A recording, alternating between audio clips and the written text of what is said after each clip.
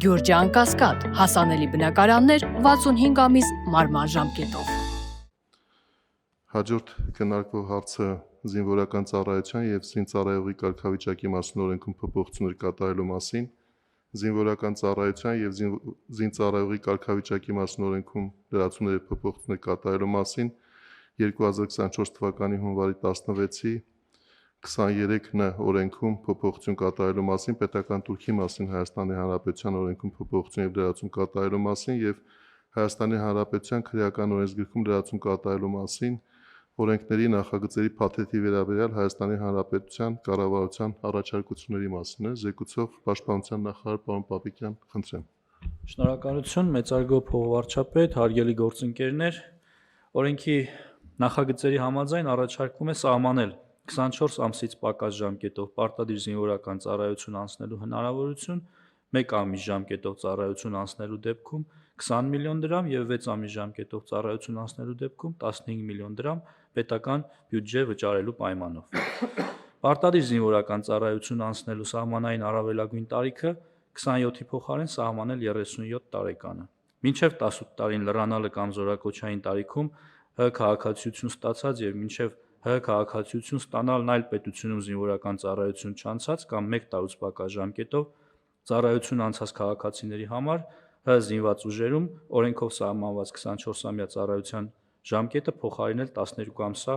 ժամկետով ծառայությամբ, ինչպես նաև այդ ժամկետով ծառայության չզորակոչվելու դիմաց նախատեսել 2.5 միլիոն դրամ պետական բյուջե վճարելու պարտականություն։ Մինչև 16 տարին լրանալը զինվորական հաշվառման տարիքի մասին է խոսքը, ՀՀ քաղաքացիությունից դուրս գալու համար արական սեռի քաղաքացիների համար դիմում ներկայացնելու պետական տուրքի գումարը սահմանել 15 միլիոն դրամ։ Օրենքների նախագծերի քննարկման արդյունքներով փաստվել է, որ նախագծերն ընդհանուր առմամբ կարիք ունեն պատշաճ նորմատիվ կարգավորումների եւ օրենսդրական տեխնիկայի կանոնների ապահովման նպատակով լրամշակման, միաժամանակ առկա են մի շարք սկզբունքային առաջարկություններ, որը ես կնշեմ, հավելեմ նաև, որ նախաձեռնությունը ազգային ժողովի падգամավոր Հայկ Սարգսյանինն է եւ այն քննարկում է անցել նաև միջգերատեսչական հարթակում, ինչպես նաև անցել է նաև նախարարական կոմիտեով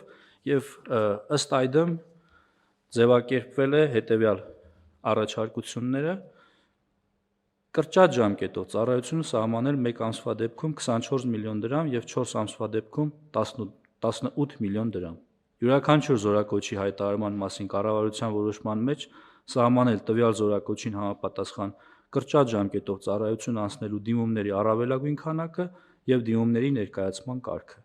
Պարտադիր զինվորական ծառայություն անցնելու առավելագույն սահմանային տարիքը նախատեսել 32 տարեկանը, իսկ պետական տուրքի մասին օրենքում փոփոխության փոխարեն պաշտպանության մասին օրենքում նախատեսել մինչև 16 տարին լրանալն արական սեռի քաղաքացիների կողմից օրենքի ուժով Հայաստանի Հանրապետության նկատմամբ 15 միլիոն դրամ գումարի չափով հանրային իրավական դրամական պարտավորություն, որը դադարում է արական սեռի քաղաքացուն զինվորական հաշմարման վերցնելու փաստի ուժով կամ հօգուտ պետական բյուջեի վճարմամբ ՀՀ քաղաքացիությունից դուրս գալու դեպքում։ Այս առաջարկները քննարկվել են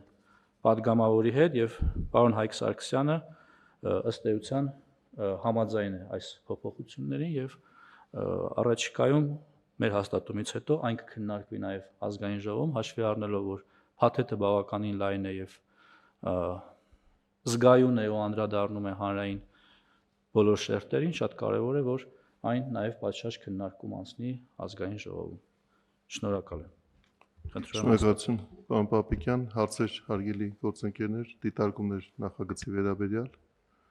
Պարոն Պապիկյան, ես ճիշտ եմ հասկանում, որ կառավարության կողմից ներկայացված առաջարկությունների մեկ սկզբունքային առանձնահատկությունն այն է, որ յուրաքանչյուր զորակոչի դեպքում կառավարությունը համապատասխան սահմանաչափ կհայտարարի եւ սա նաեւ թույլ կտա գնահատել այս միջոցառման արդյունավետությունը կամ կառավարել այն ռիսկերը, որոնք կարող են առաջանալ նման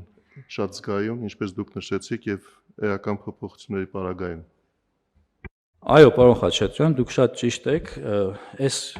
կետը մեզ համար սկզբունքային էր այն առումով, որ չնայած բարեփոխումը նպատակ ունի զորակոչիկների թիվը ավելացնել եւ տարբեր ճանապարհներով զորակոչից խուսափելու հնարավորությունները սահմանափակել ընդհուպ ամբողջությամբ արգելափակել, որպեսզի այն գումարները, որոնք տարբեր ուղիներով հոսում են տարբեր տեղեր, դրանք մտնեն պետական գանձարան եւ նույն ժամանակ մեզ հնարավորություն տան մեծացնելու պրոֆեսիոնալ բանակի հնարավորությունները եւ թվականակը։ Ես պիտի հիշեցնեմ, որ այս նախագծի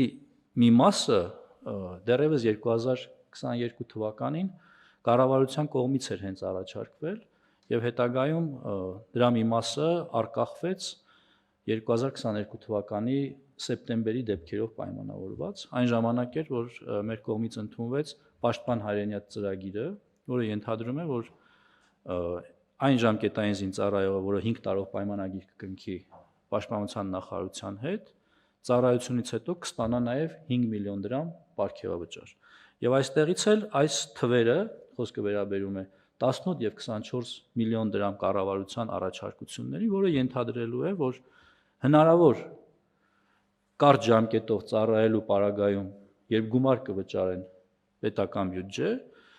դրա միջոցով մենք կարողանանք 5 տարի շարունակ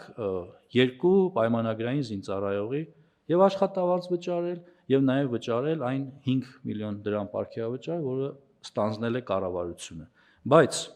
ինչպես նշեցիք, ամենակարևոր հատվածը վերաբերում է կարգին, որը պիտի սահմանի դեռ կառավարությունը եւ յուրաքանչյուր զորակոչից առաջ կառավարությունը պիտի սահմանի թվականակը, թե ինչ թվով երիտասարդներ կարող են օգտվել այս հնարավորությունից։ Բնականաբար, եթե չունենանք նման հնարավորություն, կառավարությունը այդ զորակոչին նման որոշում չի ընդունի։ Այսինքն մեր այս առաջարկությամբ բոլոր հնարավոր ռիսկերը ու շրջանառվող մտահոգությունները ամբողջությամբ փարատվում են եւ կառավարելի են Պաշտպանության նախարարության կողմից։ Ես միայն կցանկանամ լրացնել այն, որ նաև վերջին տարիների ընթացքում Պաշտպանության նախարարության եւ առողջապահության նախարարության կողմից մեծածավալ աշխատանքներ են տարվել այն ուղղությամբ, որ ինչպես դուք նշեցիք, այլևայլ եղանակներով զինվորական ծառայությունից խուսափելու հնարավորությունները կանխվեն, հստակեցվեն այն կարգավորումները, որոնք տալիս են այդպիսի տարկետման իրավունքներ եւ այս բոլոր միջոցառումները մեկ ամբողջության մեջ դիտարկելու արդյունքում է, որ մենք պետք է գանք այն վստահության, որ կարգավորումները գտնվում են ամբողջովին իրավական հարթության մեջ եւ այն հնարավորությունները, որոնք կարող են սահմանվել արտոնություններ կամ բացառություններ սահմանելու համար, նույնպես կառավարելի են լինելու ձեր կողմից նշված ձևաչափերով։ Պարոն Հովհաննիսյան, խնդրեմ։ Շնորհակալություն, ես մի հարց ունեմ, պարոն Պապիկյան, դուք նշեցիք, որ կառավարությունը կսահմանի ամեն զորակոչի համար առավելագույն թվականակը, իսկ այդ գումարների չափը գուցե նույնպես նպատակահարմար լինի ամեն զորակոչի համար կամ որովհետև օրենքով սահմանելու դեպքում դրանց փոփոխությունները ավելի դժվար կլինի իրականացնել հետագայում, գուցե իմաստ ունի ինչ-որ չափով ճկունություն նաև հաղորդել եւ այդ վճարվող գումարի չափը կառավարության հաստատման տիրույթ փոխանցել կամ ինչ-որ մի չափով, որովհետեւ կարող է նաև ավելացվել, այսինքն կարիք լինի, որ ասվի, որ հիմա այն չափը, որը կար օրենքում սահմանված էր, դա քիչ է, պետք է ավելացվի կամ այսպիսի կարգավորումներ իրականացվի կառավարության կողմից։ Շնորհակալ եմ, ամեն դեպքում հեղինակը մենք չենք, կառավարությունը ուղղակի իր շտկումներն է առաջարկում եւ падգամավորը այս կերպ է նպատակահարմար համարել երկու կետի ավելացումը, որոնք մենք համարել ենք սկզբունքային, երկար քննարկումների արդյունքում падգամավորի կողմից ընդունելի է եղել։ Ես գուցե համաձայնեմ 1 տարի հետո, երբ պատկերը տեսանելի լինի, այս բանին ես առաջարկում եմ հավանություն տանք օրենքի նախագիծը մտնի կյանք, այնուհետև կտեսնենք ինչ բացեր կան, ինչ լրացումներ կան, կդիմենք խորհրդարանին օրենքի մեջ փոփոխություններ կատարելու նոր առաջարկություններով։ Պարոն Միրզոյան։ Ես ճիշտ եմ հասկանում, որ մենք սահմանում ենք 3 ժամկետ ծառայության համար պարտադիր 24 ամիս, 4 ամիս եւ 1 ամիս, Եվ եթե այո, նաև ուզում եի հասկանալ ինչի հենց 1 ամիս եւ 4 ամիս, ոչ թե 6 ամիս եւ 12 ամիս օրինակ։ Ու 1 ամսվա դեպքում էլի կարող եմ տրամաբանությունը ենթադրել, այսինքն նվազագույն պատրաստություն անցնեն զորակոչիկները, հետո այդ հնարավորությունից օգտվեն, բայց 4-ը չգիտեմ, կխնդրի ես բարձրաբանել։ Շնորհակալ եմ։ 24 ամիսը օրենքով սահմանված Հայաստանի քաղաքացու պարտավորություններն են, իսկ կրճատ ժամկետները վերաբերում են, դուք ճիշտ նկատեցիք, 1 ամիսը նվազագույն պատրաստության համար, որպեսզի քաղաքացին տիրապետի օգտվել զենքից եւ տարական զինվորական կանոններ, որովհետեւ այս երիտասարդները, ովքեր այդ հնարավորությունը կստանան, միևնույնն է գրանցվելու են պահեստազորում, ի տարբերություն զարտուղի ճանապարհով ազատվող այլ քաղաքացիների, որովհետեւ այսօր ինչ է տեղի ունենում։ Մեր համերկրացիները մեզնից դժգոհում են, ասում են վարժական հավաքներին, օրինակի համար մեր նախկին գյուղապետի, այսինչ եւ այլն, կամ մեր համայնքի ամենահարուստ մարդու երեխեքը չեն գնում վարժական հավաքների, դուք հատուկ նրանց չեք տանում, բայց իրականությունը կայանում է նրանում, որ այդ մարդիկ ուղղակի չեն ծառայել բանակում եւ հաշվառված չեն պահեստազորում եւ չեն կարող վարժական հավաքի հրավիրվել։ Այսինքն այս մեխանիզմը նաեւ թույլ է տալու, որպեսզի ավելի շատ թվով Հայաստանի քաղաքացիներ տիրապետեն զենքին եւ նաեւ ըստ անհրաժեշտության համալրեն պահեստազորը։ 4 ամիսը դա ուսումնական զորամասի չափականակն է, որտեղ պիտի անցնեն ուսումնական process, այսինքն ովքեր կօգտվեն այս ծրագրից, ուսումնական զորամասից զատ այլտեղ ծառայություն չեն իրականացնելու։ Սրանում է այս թվերի սահմանման պատճառը։ Պարոն Միրզոյան, Իսկ 32 տարեկանը ինչու է պայմանավորված։ Պատգամավորը առաջարկել էր, որ թիվը սահմանենք 37, ըստ էության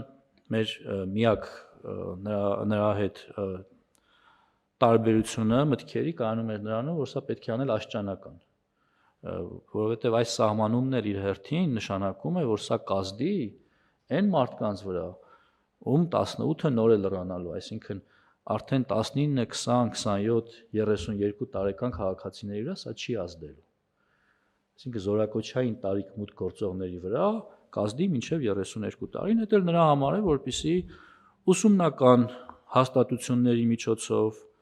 կեղծ գիտնականներ չունենանք, ովքեր 27 տարին լրանալուն պես ազատվեն զինվորական ծառայությունից, այլ ունենան պարտականություններ եւ օգտվեն մեր ծրագրերից միայն իրական գիտնականներ, օրինակ